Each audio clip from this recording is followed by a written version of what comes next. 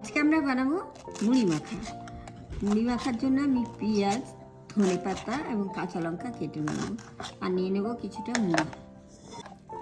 ধনেপাতা আমি নিয়ে নিলাম, পেঁয়াজগুলো নিয়ে নিচ্ছি, কুচি করা পেঁয়াজগুলো এইভাবে।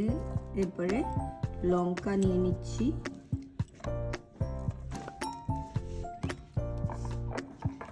দিয়ে দেবো একটু নুন, এই যেগুলো নুনটা হওয়ার মতো,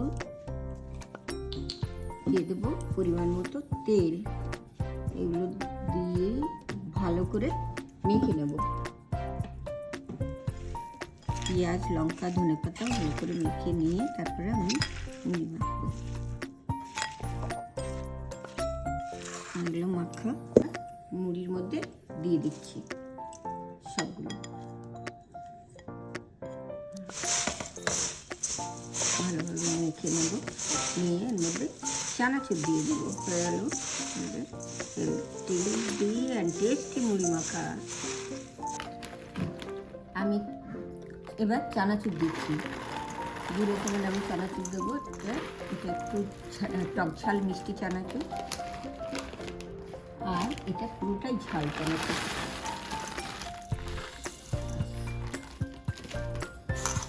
মিলিয়ে নেব।